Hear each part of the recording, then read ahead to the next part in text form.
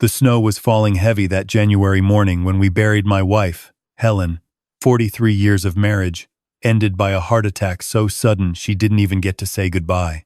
I stood there at the graveside in my black overcoat, watching the casket lower into the frozen Boston ground, and all I could think about was how she'd made me promise, made me swear that I'd take care of our family no matter what.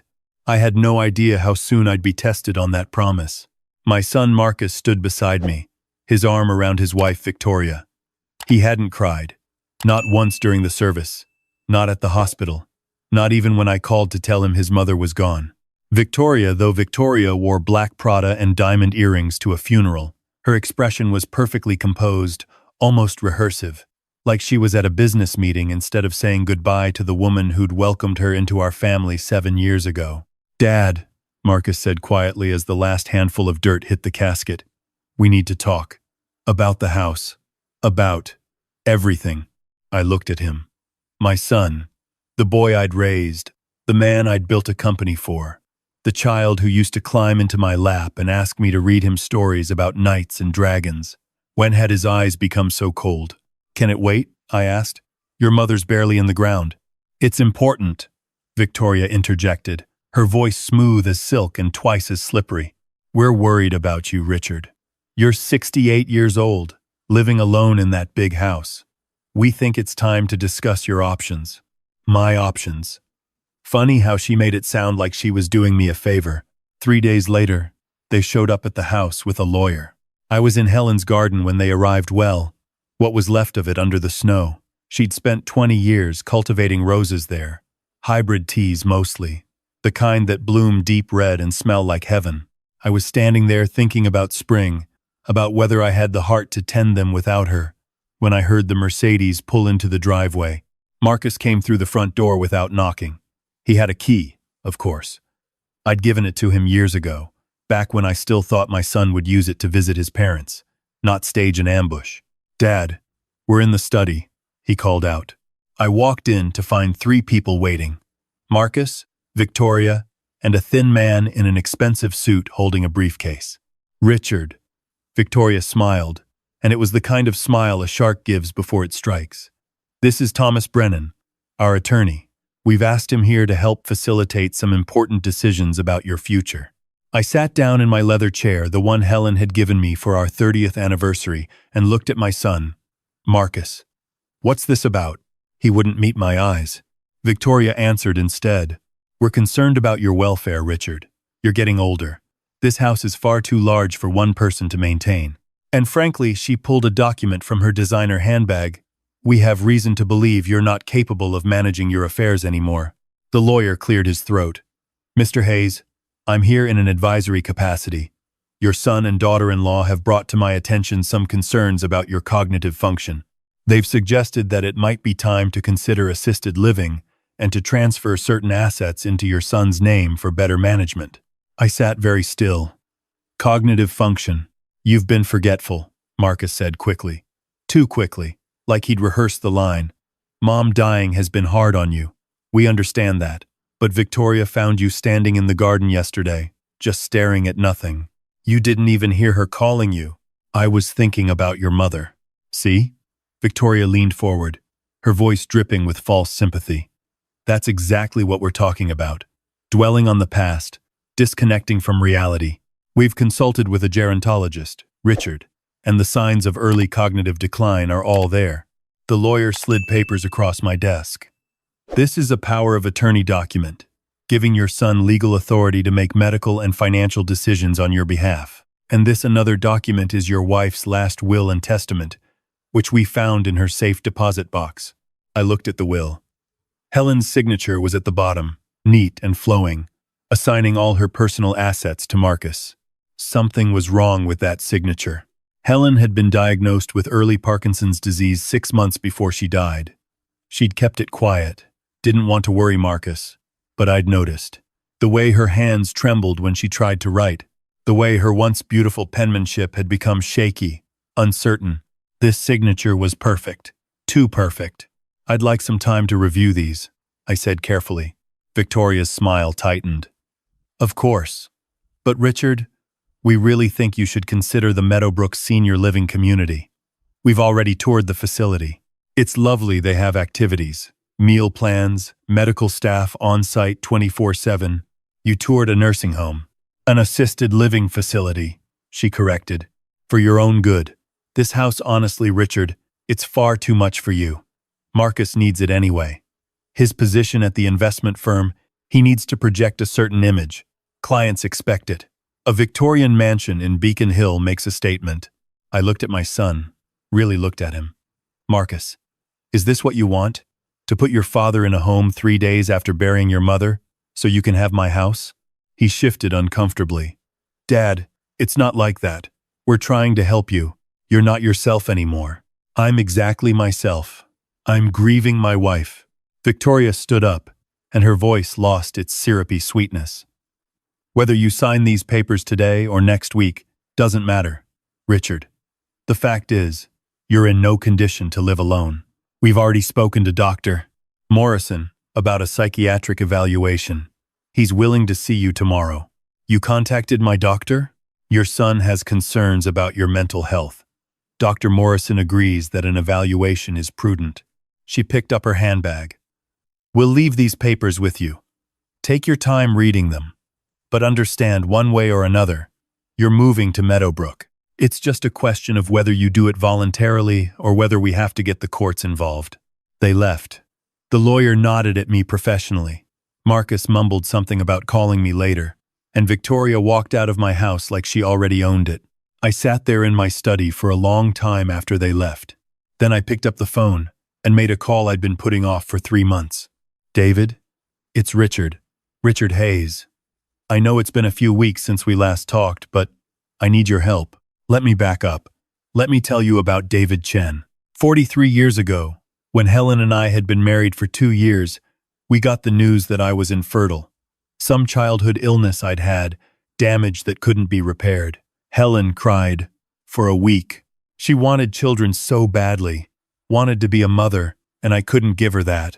We considered IVF, surrogates, all the options. But in the end, we chose adoption. Open adoption, through an agency in California. A young woman, barely 19, who'd gotten pregnant and wasn't ready to be a mother. She was Chinese-American, studying biochemistry at Berkeley, brilliant and terrified, and doing the hardest thing imaginable. Her name was Lin Chen, and her baby, her son, became our Marcus. We met Lin once, when we picked up 2-week-old Marcus from the hospital.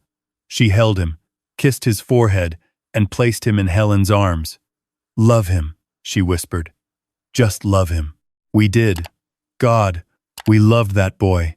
Helen used to sing to him every night. I taught him to ride a bike, to throw a baseball, to stand up for himself. We gave him everything, private schools, college, a position in my architectural firm. He was our son in every way that mattered.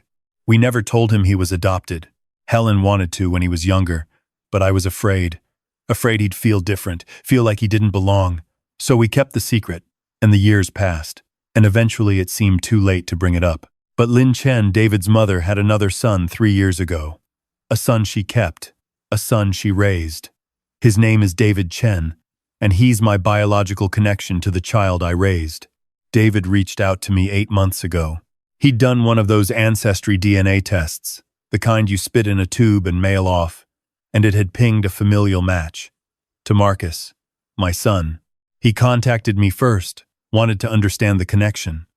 I met him for coffee, explained the adoption, and we formed a quiet friendship. He was curious about the brother he'd never known, about the life Marcus had lived. I showed him photos, told him stories. Helen knew she'd encouraged me to build a relationship with him. She said family was family, biology or not. David and I had been planning to tell Marcus together. But then Helen died, and everything fell apart.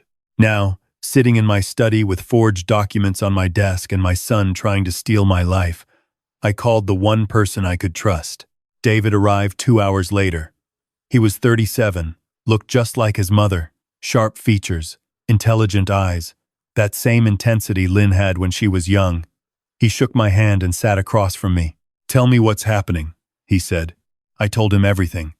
The funeral, Victoria's coldness, the lawyer, the fake will. The threats about nursing homes and psychiatric evaluations. David listened without interrupting. Then he picked up the will and examined Helen's signature. "This isn't her handwriting," he said immediately. He pulled out his phone, showed me a photo. "Look, this is from the Christmas card Helen sent me last month. See the tremor in the letters? The way the H in Helen starts strong but wavers? Parkinson's signature? Textbook." He held up the will. "This is someone trying to forge what her signature used to look like before she got sick." "Victoria," I said. "She must have found an old document, practiced it. Can you prove it?" I thought about it. Helen kept everything. Medical records, old letters, her journals. If I can find samples of her recent handwriting and her medical diagnosis, then we can prove forgery. David leaned forward. "But Richard, that's not enough. They're going to push the competency angle. They'll say you're paranoid, delusional. We need to get ahead of this." "How?" He smiled. It was a kind smile, nothing like Victoria's predatory grin. "I'm a corporate attorney, Richard. I know every trick in the book when it comes to estate planning and elder exploitation. First thing, do you have a current will?" "Yes. Everything goes to Marcus." "Any trusts? Asset protection?" I shook my head. I always thought I had time. Helen and I were going to update everything after the new year. "Okay, here's what we're going to do. Tomorrow, you're going to that psychiatric evaluation. You're going to be completely cooperative, answer every question honestly, and you're going to pass with flying colors because there's nothing wrong with your mind. Grief isn't dementia. And then we fight back." "But Richard," he paused, "I need you to consider something. Marcus is my half-brother, biologically. When we prove what he and Victoria are doing, there will be consequences, legal consequences. Are you prepared for that?" I thought about my son, the boy who used to make me Father's Day cards, the teenager who'd come to me, terrified, when he got his first speeding ticket, the man who'd given me a granddaughter, Emma. God, I hadn't even thought about Emma. "Marcus has a daughter," I said quietly. "She's 7 years old. Emma. If he goes to jail, then she'll need her grandfather more than ever," David said. "Richard, I've spent 3 months getting to know you. I've heard the stories about how you raised Marcus, how you and Helen built a life based on love and integrity. Whatever Marcus has become, it's not because of how you raised him. It's despite it. I looked at this young man, this stranger who shared DNA with my son, and made my decision. Help me," I said. "Help me save my granddaughter from learning that greed and betrayal are acceptable." The psychiatric evaluation was scheduled for 9 a.m. at Dr. Morrison's office. I arrived 15 minutes early, clear-headed and determined. Dr. Morrison had been my physician for 20 years. He was a good man, thorough, but I could tell from his expression that Marcus and Victoria had gotten to him first. "Richard," he said gently, "your son is very concerned about you. My son is trying to steal my house." He blinked. "That's quite an accusation." "It's the truth. But that's not why I'm here. I'm here because I want you to confirm that I'm mentally competent. Give me every cognitive test you have." He did. For 2 hours, I answered questions, solved puzzles, recalled word lists, drew clocks, counted backwards from 100. I recited the presidents, named objects, followed complex instructions. When it was over, Dr. Morrison sat back in his chair. "Richard, your cognitive function is completely normal, better than normal for your age. There's no indication of dementia, Alzheimer's, or any other neurological impairment. Put that in writing," I said, "because my son is going to try to claim otherwise." He looked uncomfortable. "Richard, families going through grief sometimes struggle with—" "My daughter-in-law forged my dead wife's will," I interrupted. "She's planning to have me declared incompetent so she can take control of my assets." "This isn't about grief, doctor. This is about fraud." I left his office with a formal letter of mental competency, sealed and notarized. Then I went home and started looking for evidence. Helen's office was exactly as she'd left it. Her reading glasses still on the desk, a half-finished crossword puzzle, her calendar with Marcus's birthday dinner, written in shaky handwriting for next month, a date she'd never make. I found her medical records in the filing cabinet. Parkinson's diagnosis from 6 months ago. Prescription information. Notes about tremors and motor control difficulties. I found her journals, she'd kept them for 40 years. The recent entries were almost illegible, her handwriting deteriorating as the disease progressed. And I found letters. Letters she'd written to Emma, to be given to our granddaughter when she was older. Letters about love and kindness, and staying true to yourself. Letters written in shaking, uncertain script that looked nothing like the signature on that forged will. David came over that evening. We spread everything across my dining room table, medical records, handwriting samples, the forged will. "This is enough," he said. "With Dr. Morrison's evaluation and this evidence, we can prove forgery. We can file a police report. And Marcus, he'll be implicated. He presented the forged will as authentic. At minimum, he's an accessory. Richard, I'm sorry, but your son is complicit in this." I sat down heavily. I keep trying to figure out where I went wrong, what I did that made him think this was acceptable. "You didn't do anything wrong." David's voice was firm. "Sometimes people make bad choices. Sometimes they marry the wrong person and let that person corrupt them. But Richard, Emma, you said she's 7? Yes. What kind of values is she learning? That it's okay to steal from family? That the elderly are disposable? You have a chance to break that cycle." He was right. I knew he was right. "There's something else," I said. "I want to tell Marcus the truth. About the adoption. About you." David looked surprised. Now? He should know. Maybe it won't matter to him anymore. Maybe Victoria's already destroyed whatever love he had for me. But he should know that family is more than blood. He should know that I chose him. That Helen and I chose him every single day for 40 years. When? Tomorrow. They're coming for the papers. Let them come. Marcus and Victoria arrived at 10 a.m., right on schedule. Victoria was dressed like she was going to a country club. Silk blouse, pearls, heels that clicked on my hardwood floors. "Richard," she said warmly, "like we were old friends. Have you had a chance to review the documents?" "I have." "Wonderful." She set her handbag on my coffee table, pulled out a pen.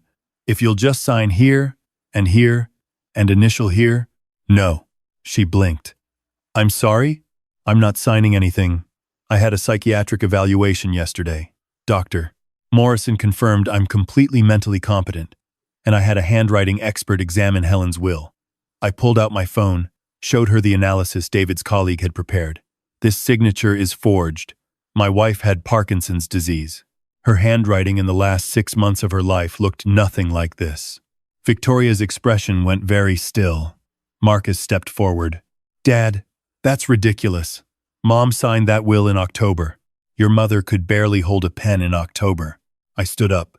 "You want to know what she was actually writing in October? Letters to Emma. Letters about integrity and kindness. Letters telling her granddaughter to always choose truth over convenience." "You're being paranoid," Victoria said, but there was an edge to her voice now. "The stress of losing Helen has affected your judgment. My judgment is fine. What's affected is my patience for being lied to by my own family. We're trying to help you. You're trying to rob me." I looked at Marcus.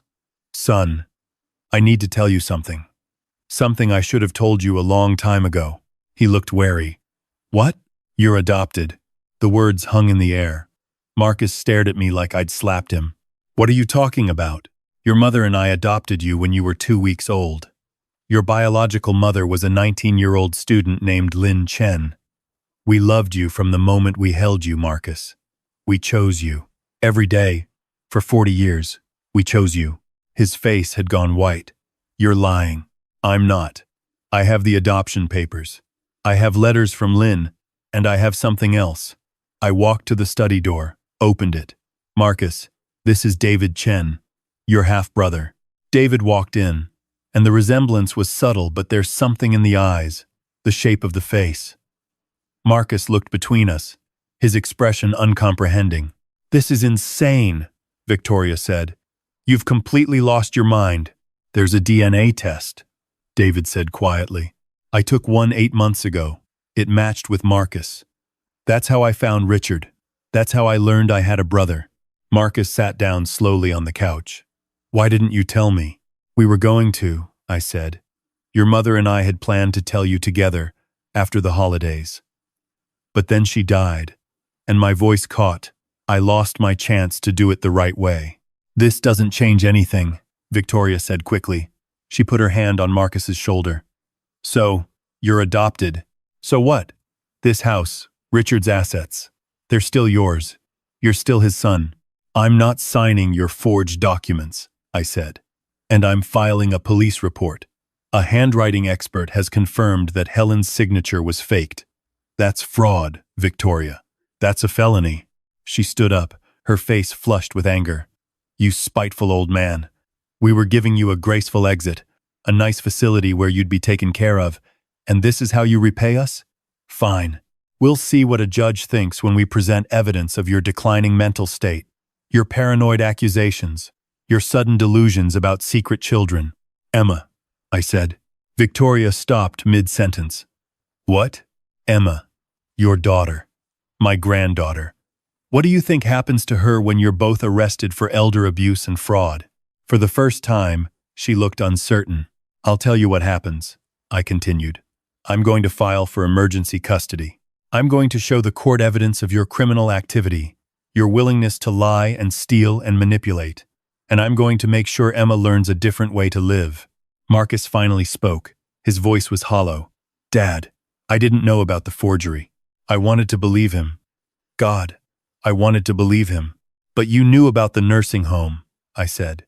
You knew Victoria was trying to force me out of my own house. You stood there and let her call me incompetent, let her threaten me with psychiatric holds. You didn't defend me, Marcus. Not once. She said we were helping you, and you believed her over your own father. The silence stretched between us, 40 years of love colliding with 3 days of betrayal. Finally, Victoria grabbed her handbag. We're leaving.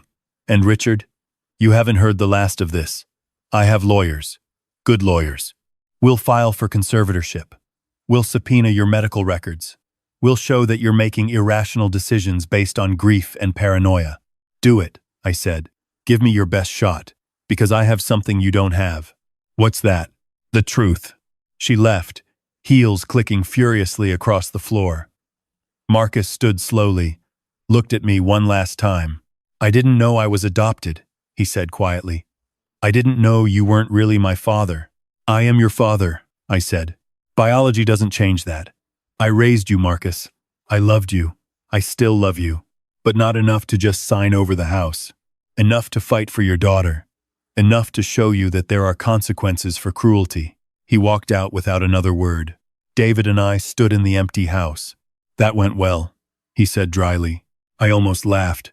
Almost. The next week was a blur of lawyers, police reports, and handwriting analyses. Victoria hired a high-priced attorney who filed for conservatorship, claiming I was mentally unstable and making false accusations against my own family. But we had Dr. Morrison's evaluation. We had Helen's medical records. We had a forensic document examiner who testified that the signature on the will was absolutely, definitively forged. The police arrested Victoria on a Friday morning. Fraud, forgery, attempted elder abuse. Marcus wasn't charged. His lawyer argued he'd been deceived by his wife, but the divorce papers arrived at his apartment the same day. Victoria, apparently, had no use for a husband who couldn't give her a mansion. I filed for emergency custody of Emma that same day. The hearing was 3 weeks later. I sat in family court with David beside me, watching Marcus testify. My father is a good man, he said quietly. I let my wife convince me he was declining, that we needed to take control. But he's sharp, he's capable, and he loves Emma, more than I've shown her lately. The judge looked at me. Mr. Hayes, you're 68 years old. Raising a 7-year-old is demanding. Are you prepared for that responsibility? I am, Your Honor, and I won't be doing it alone. I gestured to David. My family will help me. Emma came to live with me on a Tuesday in February. She arrived with a small suitcase, her favorite stuffed rabbit, and eyes that had seen too much for 7 years. Grandpa, she said quietly, is Mommy really in jail? Yes, sweetheart. Did she do something bad? I knelt down to her level. She did. She tried to take things that didn't belong to her, and she lied about it. But you know what? That's not your fault. and you're going to be okay. What about Daddy? Your dad is going to get some help. He made mistakes too, but he's trying to do better. You'll still see him when he's ready. She hugged her rabbit tighter. Grandma Helen said you always tell the truth, even when it's hard. My throat tightened. Your grandma was right. Then can you tell me the truth about something? Anything. Are you going to send me away too? I pulled her into my arms. Never. Emma, you are staying right here with me and Uncle David, and we are going to be a family. I promise you. She cried then, and so did I. And David made hot chocolate while Emma and I sat on the couch and looked at photo albums of her grandmother. That was 8 months ago. Now Emma is thriving. She's in a good school, taking piano lessons, making friends. David moved into the guest house. Helen would have loved him, loved having another child to fuss over. He teaches Emma Mandarin on weekends, tells her stories about her biological grandmother Lynn, helps her understand that family is complicated but love doesn't have to be. Marcus calls every Sunday. The conversations are stilted, awkward, but we're trying. He's in therapy, working through how he let Victoria manipulate him, how he abandoned his own values for social status and money. He asks about Emma, sends her birthday cards, promises he'll be better. I believe him. Maybe I'm a fool, but I believe him. Victoria is serving 18 months for fraud. Her lawyer brother lost his license for participating in the scheme. The forged will was destroyed, and Helen's real will, the one she'd made years ago, leaving everything to me with provisions for Emma, was upheld. I sold the architectural firm. At 68, I'm done building other people's dreams. I'm focused on my own family now, on making sure Emma knows what Helen tried to teach Marcus. That integrity matters, that kindness matters, that you choose your family not by blood but by love. Yesterday, Emma brought home a school assignment, all about my family. She'd drawn 3 people, herself, me, and David. Above us, she'd written in careful 7-year-old handwriting, "My grandpa says family is people who choose to love you." I hung it on the refrigerator next to Helen's Christmas cookie recipe and Lin Chen's letter about the day she gave up her baby so he could have a better life. Marcus calls it my wall of choices. Every time he visits, he stares at it, and I can see him struggling with the choices he made, the choices he wishes he could take back. But here's what I've learned. You can't undo the past. You can only choose better in the present. Victoria smiled coldly at my wife's funeral, thinking she'd won. But she didn't understand that some things can't be stolen. Love, loyalty, integrity, those have to be given freely. And when you try to take them by force, you end up with nothing but empty hands and a jail cell. I'm 68 years old. I've buried my wife, lost my son, and gained a family I never expected. Some days are hard. Some days I miss Helen so much I can barely breathe. But then Emma runs in from school, excited to show me her spelling test. David makes dinner and tells us about his day. The roses in Helen's garden bloom despite the frost. And I remember, this is what she wanted. This is what she made me promise, to take care of our family, no matter what. I kept that promise. Even when it broke my heart, even when it cost me my son, even when it meant revealing secrets buried for 40 years. Because that's what real fathers do. They protect their children, all of them, blood or not, from learning that cruelty wins. And in the end, standing in my kitchen with Emma's drawing on the refrigerator and David's laughter echoing through Helen's house, I think we won after all.